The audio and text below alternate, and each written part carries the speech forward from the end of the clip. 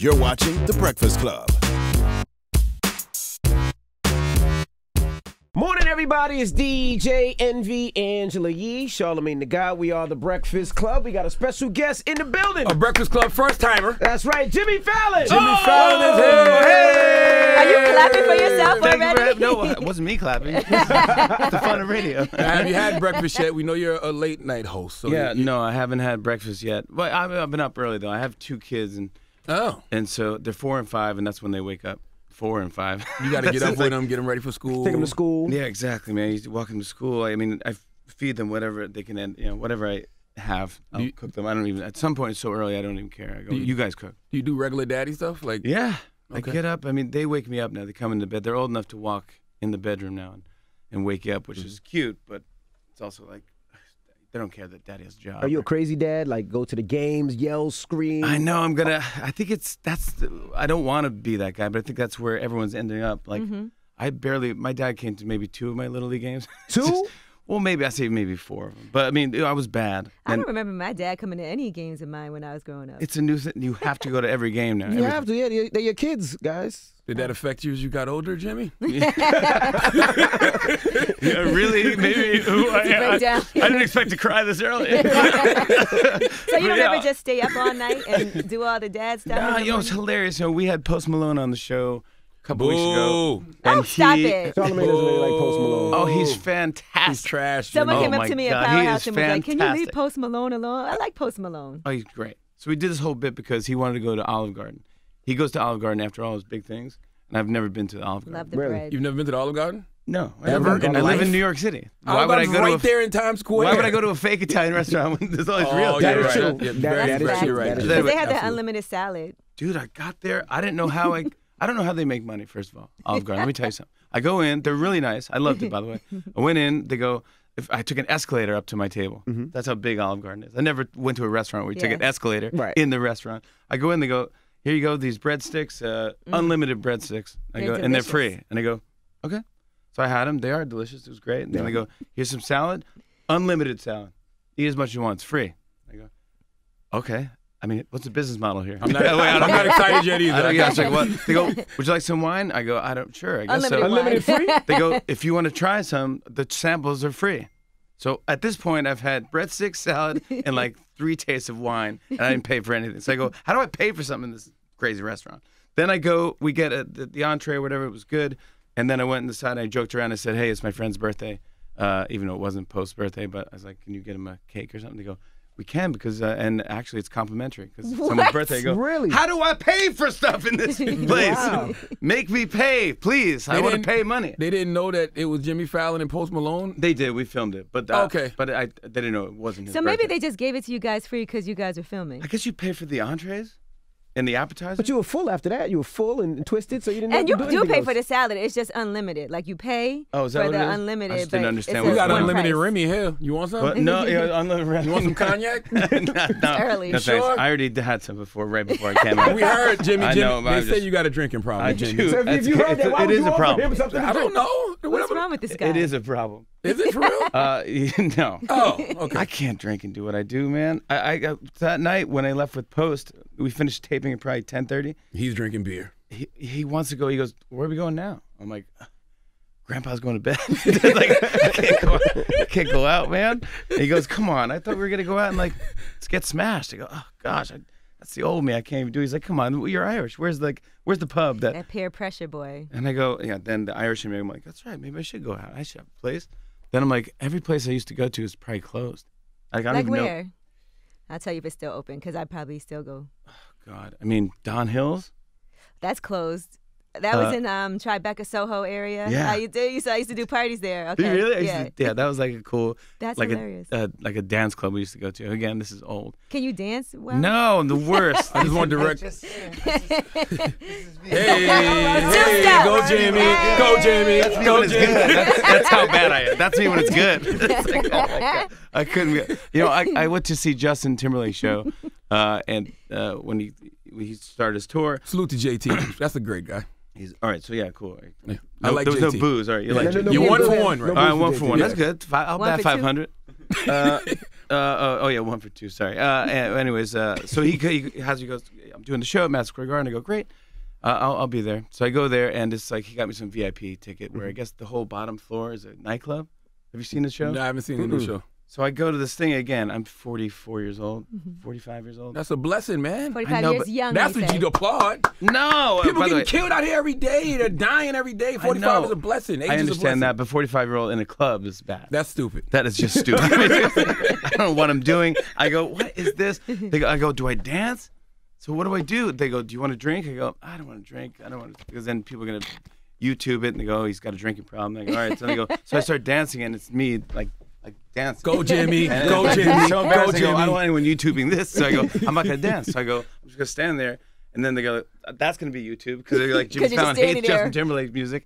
So they go, oh, you know what? Then give me a drink. Then someone else gives me another drink. Now I do have a drinking problem. I have 2 beers. I go, dude, someone take a beer, and then Justin, get me a seat so I can just sit in the chair and clap for you. And I can't be dancing around in a nightclub. Jimmy, for the record, you might as well drink because you look drunk when you dance anyway. All right, so you might as well. At this point, I might as well. That's usually my move at a wedding or something. I'll just go like, yeah, this is good. It's a good song. And then I'll just back into the bar and just get a beer, get a It's shot. funny because you just can't win. You can't just stand there because that's wrong, and then you can't dance because you're embarrassed.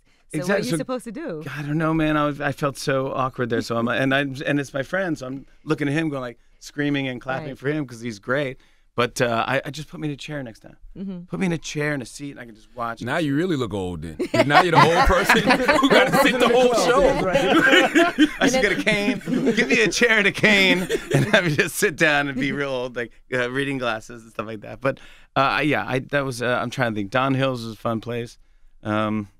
Man. Where is there to go now? Like for as we get older, what do? We just go to restaurants. He has kids now. Jimmy, he goes you're home rich. now. You have your own house. You can build a bar at the crib. Exactly. Yeah. That's what I'm trying to say. You don't go out anymore when you reach this thing. You don't. Drinking at home makes it seem like you have a problem. I feel like. it doesn't. We drink socially, like when we go out with people, but like at home. Was it by yourself? Drinking by yourself is sad. I don't drink No, at home it's either. not. I don't drink at home I don't either. drink It's gotta You wait get home, out. get wasted, Go home, A drink. glass and of yak while you watching some Netflix or something, No. minding your business.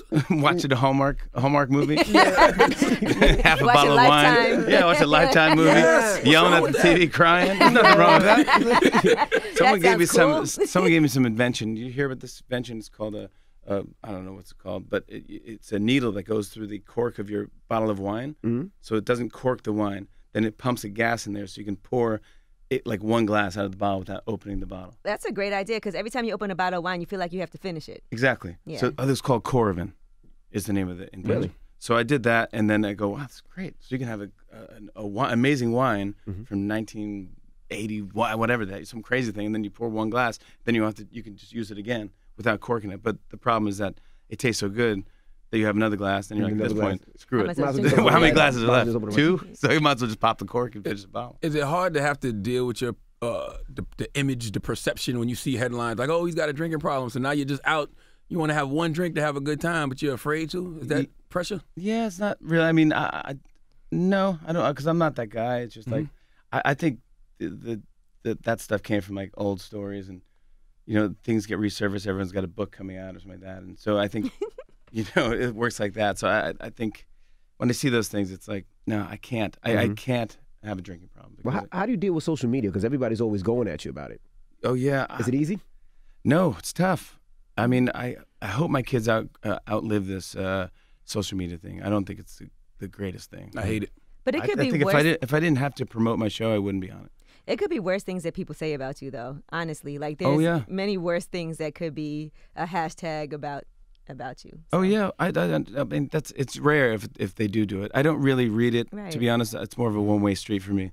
I promote, and that's it. I kind of put my phone down. People say comedians can't be sad and depressed about social media. They say that's one thing they can't. They're supposed to just kind of just brush it off. Yeah, I guess I do. I don't know. I guess I mean I don't Right. get You don't even have bummed out. I time. don't get depressed about it. You can't. I don't know. It's I like- block them. I block them. I block Comedians- everybody. I used to block. Then I went the other way, and I unblocked everybody. Really? Yeah, and because I don't read them. It's like it's even better. Well, you It's like Comedians they- historically are the most depressed people ever. Oh, well, not me. I came from a different thing. I actually happy-go-lucky. I had a great childhood, great parents, lucky kid. Are you a Boston Red Sox fan? No, I am, but no. Okay, I played one in a movie. You from New York City? I was like, he can't be a Boston Red Sox. No, He said I'm a I played Yankee one fan. in a movie. Yeah, exactly. I played one in a movie. Okay. I'm an actor, and So now you've gotten pigeonholed into being a Yeah, he's a Boston Boston Red Sox fan from New York. yeah. That's Well, awful. also I did a sketch too on Saturday Night Live where I had a guy with a Boston accent, so everyone just thinks I'm from Boston. I'm like, no, I'm from New York. All right, just but making sure. when we started filming the movie, I went to Boston, and the first 4 games, everyone's like, "You suck! Hey, Jimmy Fallon, you suck! Yankee fan, go back to New York, f this and f that." I was like, and that was the women, the men were even more. So we did that, and then some guy would just scream at me, in between takes. We didn't disrupt any games. We'd come in during the inning. Me and Drew Barrymore sit down, do our scene. We were mic'd up, and blah blah blah. And then like a second, like, "Hey, Jimmy, you suck." I go, yeah. The 4th game, "Hey, Fallon, go back to New York, you suck." And by the 10th game, they're like, "Hey, Jimmy, this is my wife, Linda. Linda's Jimmy." Like, now we're like best friends. So like, and we ended up filming that movie, and they were supposed to lose. And as we were filming, they won the wild card. And then it's going to be the first time in 86 years that the Red Sox won. So it's the first movie, I think, ever to be filmed of a team as that was actually happening. Mm-hmm. We had to rewrite the whole end of the movie, because they were supposed to lose, and I think the end of the movie was me and Drew have old people makeup on, and we're still at the game together. Like, we're in love, but we're still at the game. And now we changed the thing because now they won the series, and it was bonkers in Boston, just bonkers, but in a great way. They didn't scream like, "Yeah, that's right, we won," and flipping cars and stuff. They were like, "I can't believe we won." So you were like, put Grandpa on the boat.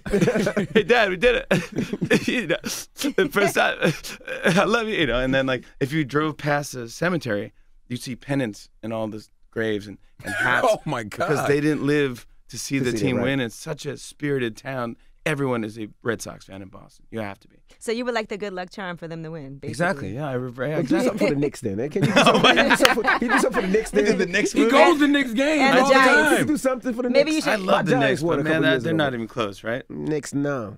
No, because the Golden State game for a second, I go, wait, what?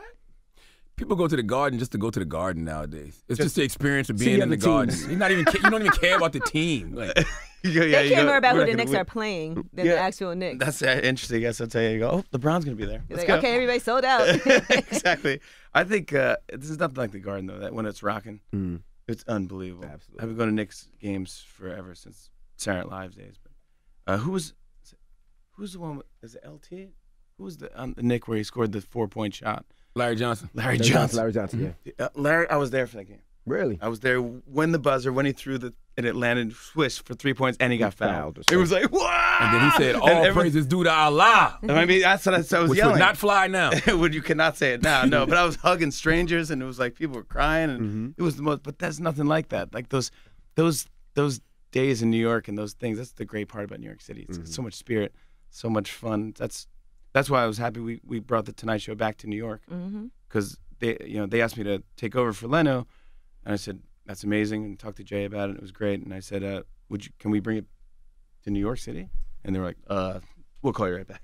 And then they had to talk to each other, and then they said, well, if you feel like it, yeah, I guess. I mean, we could try to figure that out and bring, because it was also like a tax thing too, and it's an LA thing. It's like a historical thing in LA, so we had to bring it back to New York, and it was good for me because I think the audiences are great. Are you still having fun doing the Tonight Show? Love it. It's great. It's perfect for me.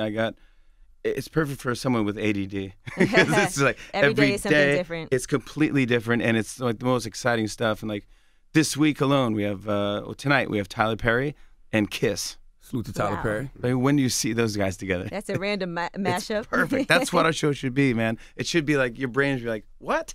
It should be like food for your brain, where you're like, that was so different and cool. We have Timberlake is coming on Thursday. So good. He saw you dancing at his show at least, so that's good. I mean, he saw me dancing. Yeah, exactly. Y'all got a great rapport together since Dick in the Box, though. No, yeah, well, that wasn't me, Dick in the Box. That wasn't you on Dick in the Box? That was not me, Dick in the Box. I'm sorry, that was all Andy white guys look alike. Samberg. Andy Samberg was Dick in the Box. But I was on that show. I did a Barry Gibb talk show, and where I did an impression of Barry Gibb from the Bee Gees. I go, but this is what he would sound like if he was just. I wonder if he just talked like he sang. It was like, "This is a great time.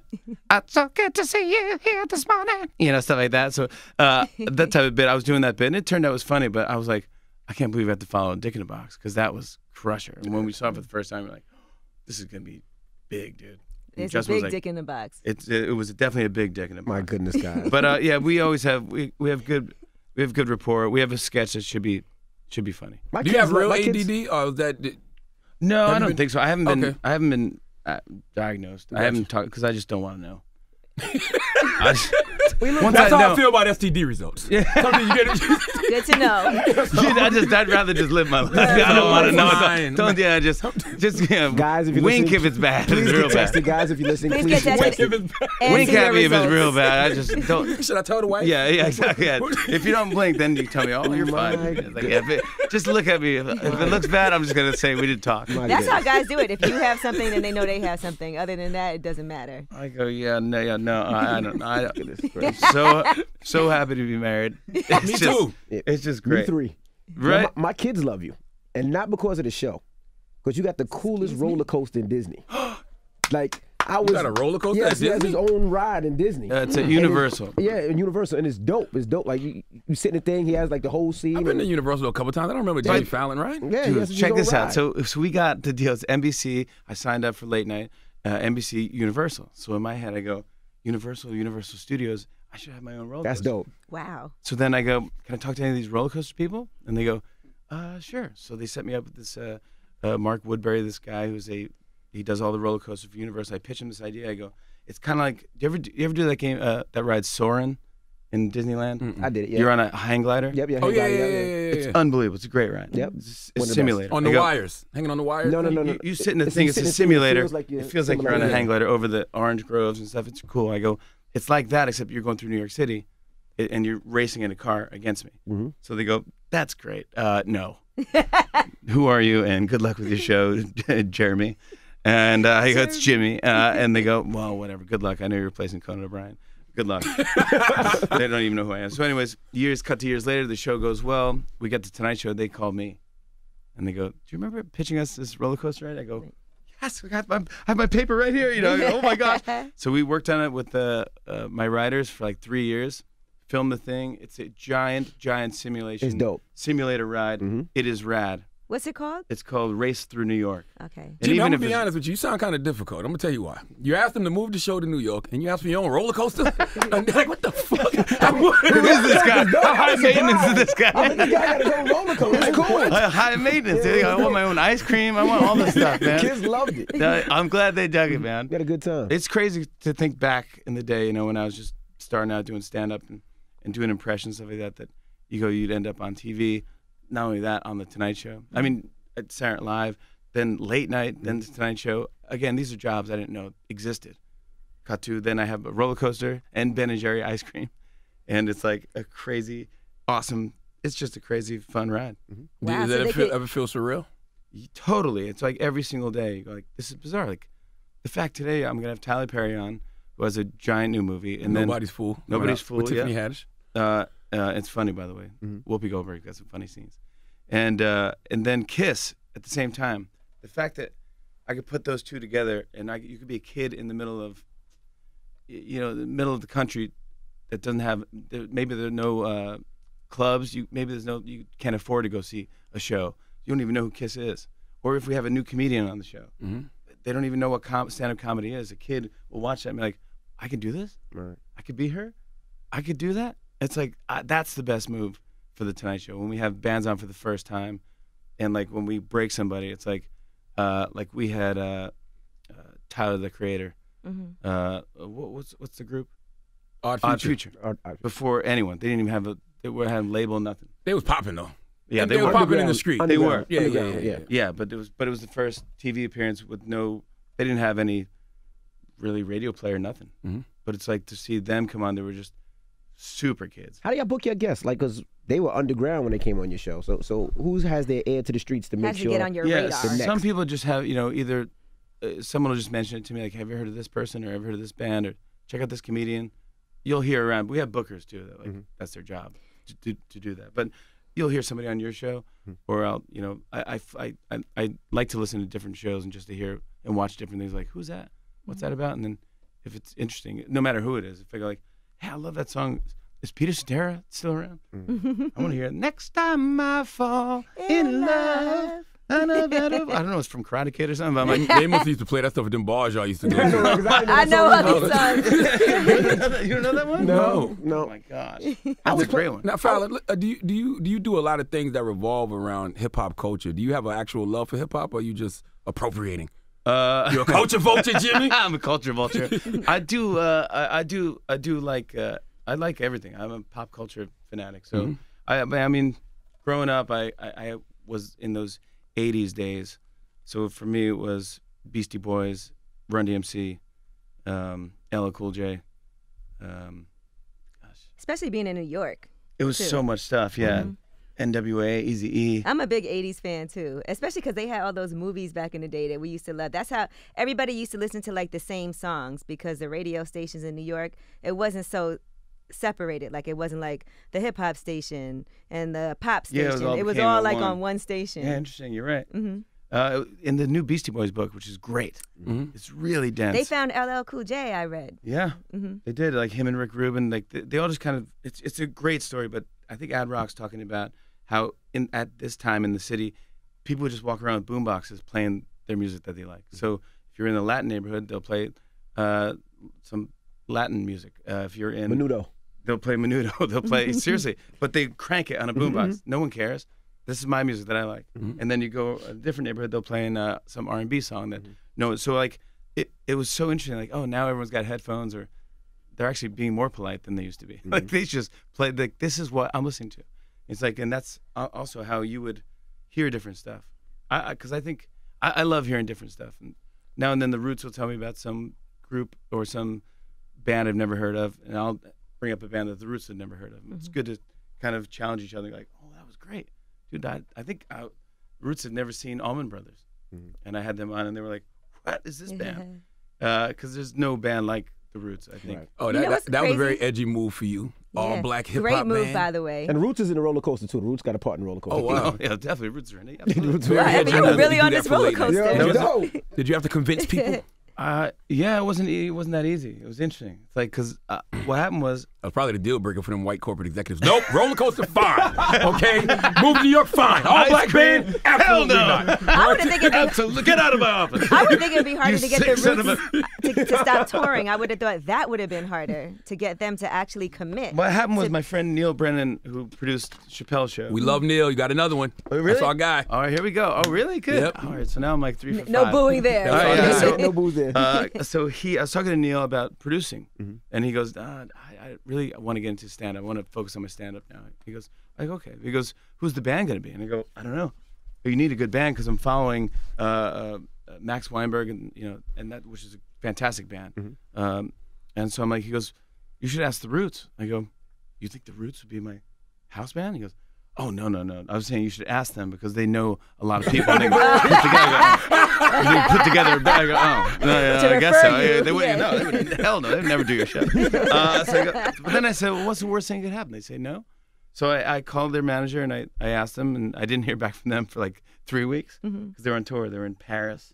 I mean, they toured, I want to say, like 325 days out of the year. A lot. Crazy. Like every day they're on tour, like all over the world. So then I heard back, the manager, Richard, called me up and said, well, let's have a meeting, like in your office, and let's talk about what this idea is. I go, that'd be great. Perfect. Thanks so much. I hung up. I do not have an office. I have a cubicle. So I'm like, I need an office. So I called Lauren Michaels, and I said, I want to have this meeting with the Roots. I think they're thinking about it. I need an office. So I borrowed Lauren's office. So I went in his office, which is really nice. It looks out on the Saturday Night Live stage. It looks like I know what I'm doing. And so I had their manager, Questlove, Tariq, and my producer. And we had a meeting, and I said, look, 2 things. One, if you do this, you'll be the best band in the history of TV, in the history, ever. There's none better, because you guys can play with Jay-Z, but you can also play with Tony Bennett. I've never seen a band like you. Number 2, we're real close to Philly. We're trained right away. I know you guys are from Philly, and you could train right there. I mean, your family could, you raise your kids there, whatever you want to do, and I think that's my reasons. And Questlove said, all right, I want to ask you 2 questions.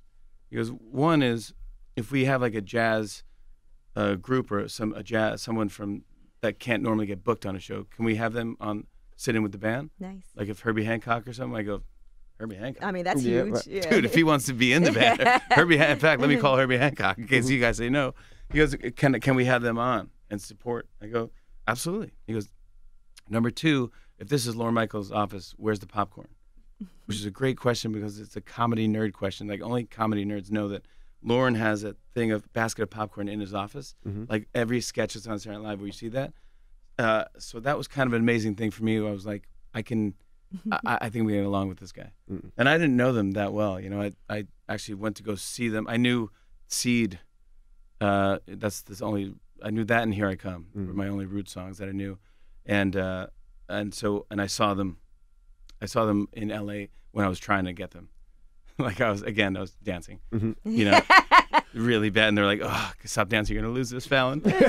You know what? That's a great story. And out of that story, it confirmed a rumor that I've heard that Neil Brennan was supposed to be the executive producer of The Tonight Show. You wanted him to be? Yeah. I wanted him to be. It's not really a rumor. He told me that and I didn't believe him. Like, why would you turn that down? Like, yeah. No, Neil is, he actually said, he's like, no, I want to focus on stand-up, which he ended up doing the Three mics. Amazing stand-up Three special. mics is a crazy, awesome special. Incredible. I mean, didn't get enough credit for that one. I think he deserves it. It was just brilliantly done. I'm like, why didn't I think of that? Now, we were talking about all of your crazy demands, right, when you signed your contract. What are some of the craziest demands for artists that have come on to be on The Tonight Show?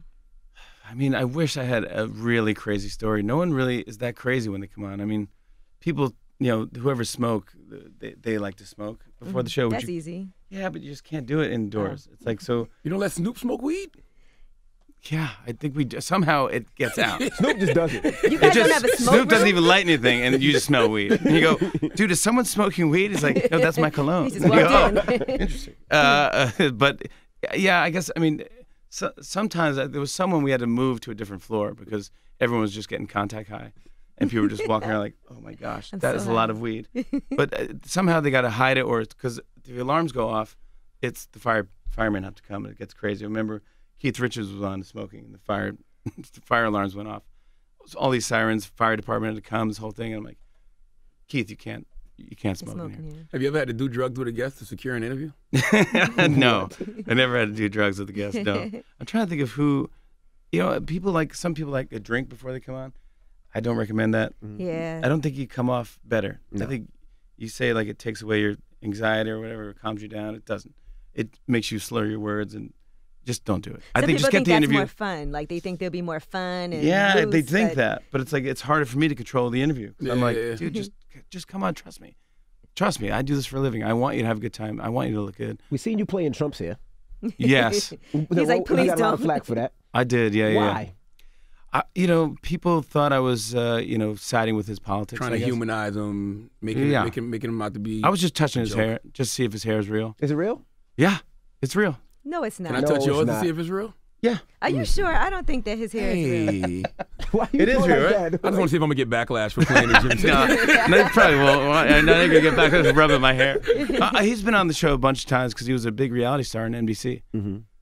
So I've known him for a long time. So we've always asked him to touch his hair. I used to do a bit where I touch his hair and it would bark at me. I like touching like very old, like Three Stooges bit. But then he came on that night and they said, yeah, he said you can mess his hair up. It's like, okay. So I said, hey, can I mess your hair up? And so I just did it to see if it was real. And give him a good mess. Isn't that weird? Because fluffed around. he used to be a celebrity, a reality star. Yeah. Now he's the president, so it's like the rules change overnight on how you can interact with him. It's crazy.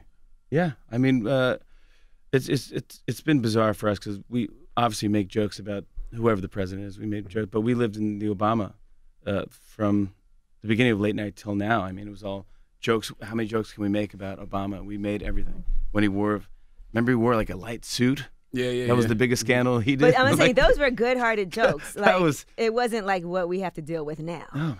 Today it's like it's just he just sends a tweet out and you have to write a joke about it. It's like, but it's also kind of exhausting. You're like, can't we talk about anything else? Yeah. Is there anything else to talk about? Like, Do you regret voting for Trump? no, I did not vote for Trump. But thank you. Nice try. Yeah, I do regret it. It was really sad. No, I'm a New Yorker, man, all the way. I don't think everyone was just bummed out that day. You mentioned politics. How much politics is too much politics for late night TV? I mean, we do probably 5 or 6 jokes out of 10 jokes or politics. we try to differ it and mix it up because we have a lot of people watching. You know, there's a lot of the country watching our show. Some people are Republicans, some are Democrats, some people don't care about politics. But we have to hit everybody and try to make everybody laugh. So we do a little of everything and mix it in and try to keep it fun, keep it light. I mean, there's guys out there doing a great job with the politics that's better than I can do. Like Colbert is fantastic. He's great. He's really good, but it's not me. It's not my thing. So I'm just going to stick to what I do and do what I do. I read in Rolling Stone that you don't pay attention to ratings. Is that true? I have started to now, but I wasn't. I never did. I never cared about ratings. But everyone always brings it up to me now. So I have to know what I'm talking. So now I go, what are they talking about? What's the thing? I just don't really understand it because it's just not my thing. I just do the best job I can. I don't change for anybody. I don't do a bad job. I try to do the best job I can, so that's all I can do. I can't affect the ratings. What do you want me to do? You look like you had a great time with Tiffany Haddish. Oh my gosh, who is that person? I've never met anyone in my life like Tiffany Haddish. She's got energy. I mean, she makes me tired, and I got a lot of energy. She's a spirit. She is great. She's a spirit. We did a lip sync battle where I thought I would win, but she crushed me. She did James Brown, and then she got the cape out, which was like, that's a good move.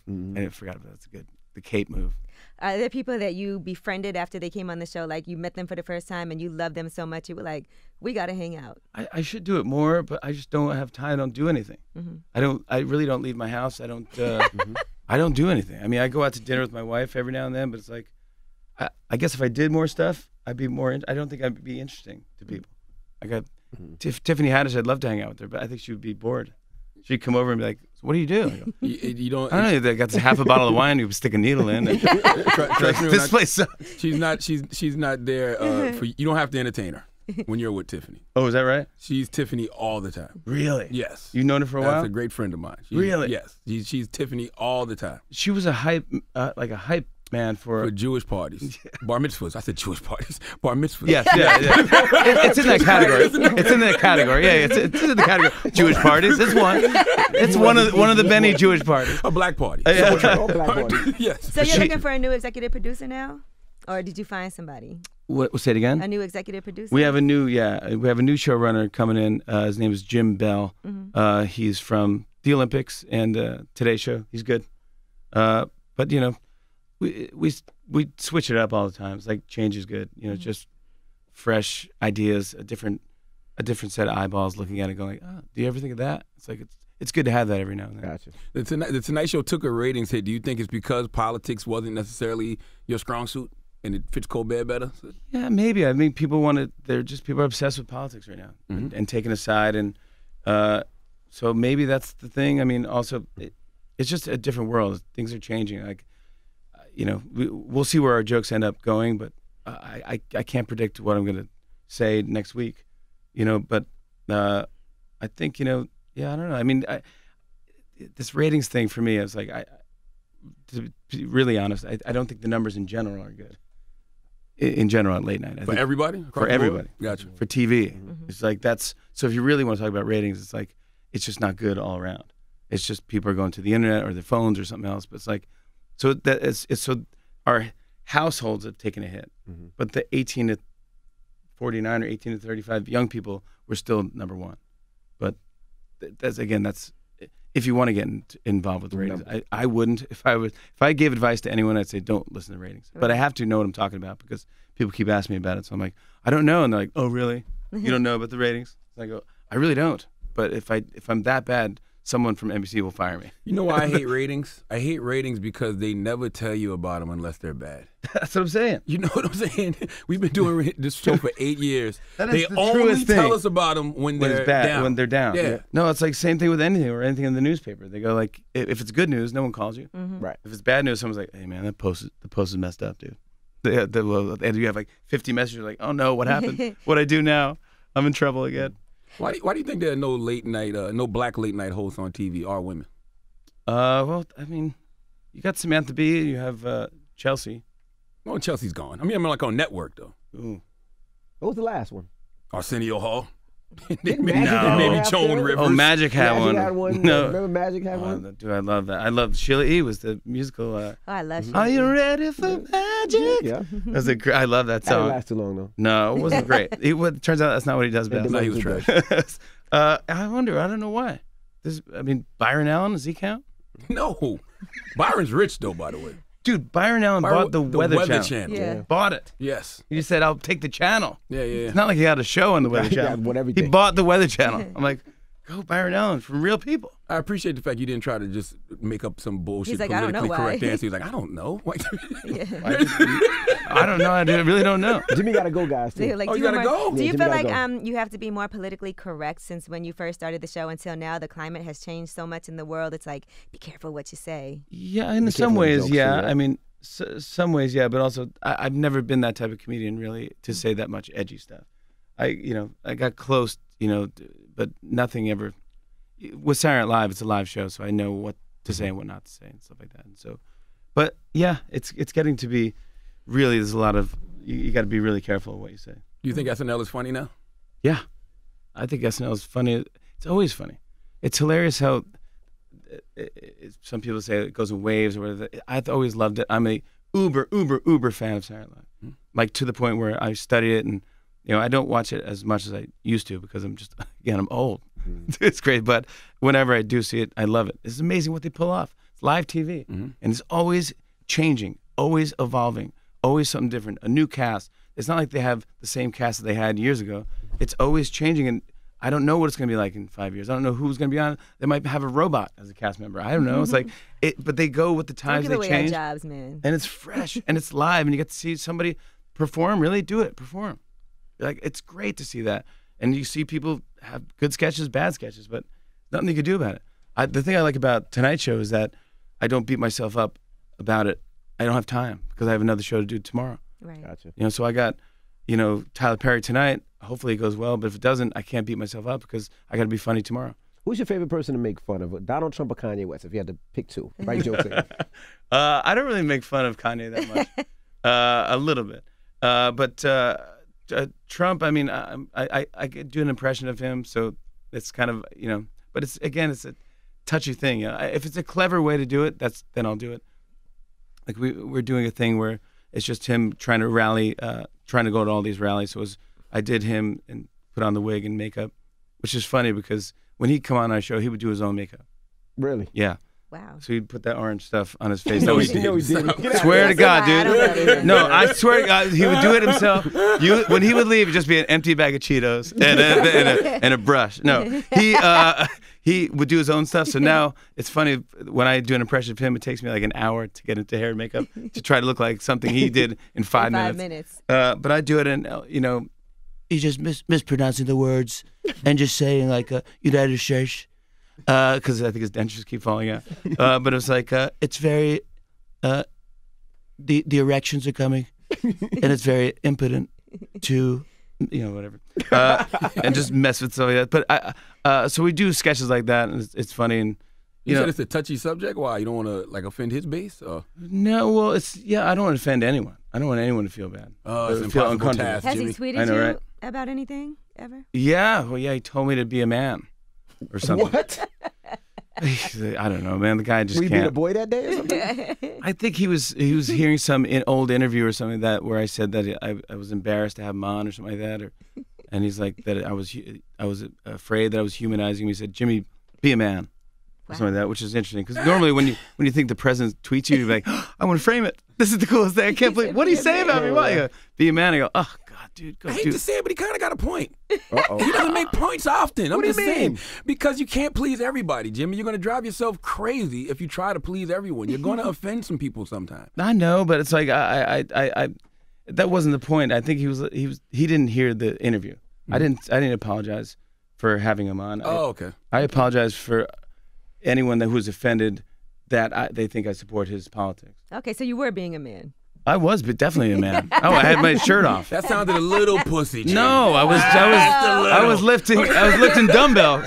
I was lifting weights while I said it. I mean, I was so manly. I was like, I was chewing tobacco. I mean, it was really. Oh, that's manly. I was really manly. Manly is nothing. We don't even know what the Tobacco, definition of that's manly is disgusting. anymore. We don't subscribe to that. Anymore. I'm such a man. Well, Jimmy That's gotta the place. go. Okay, let's let him go. I do want, who's your favorite late night host on TV? I want to ask you that. Jimmy Fallon. There, that makes Heard of. perfect sense. Good. Well, I mean, they all do Question. good stuff. I don't know. I like Kimmel's a good guy. Oh, Colbert's. Jimmy, stop. Okay, you about to name everybody to try to please everyone. No, we're not doing that. No. Okay, Well, I don't watch. I don't watch it. Okay, gotcha. Right. Is that a better answer? Is that a better answer? I don't know what to say. I don't. Byron Allen. Byron Allen is my favorite. He's my favorite late night talk show. That's my dude right there, man. Well, it's Jimmy Fallon. Thank you for joining us. Come on, Breakfast Club. This is awesome. It's the Breakfast Club. Good morning.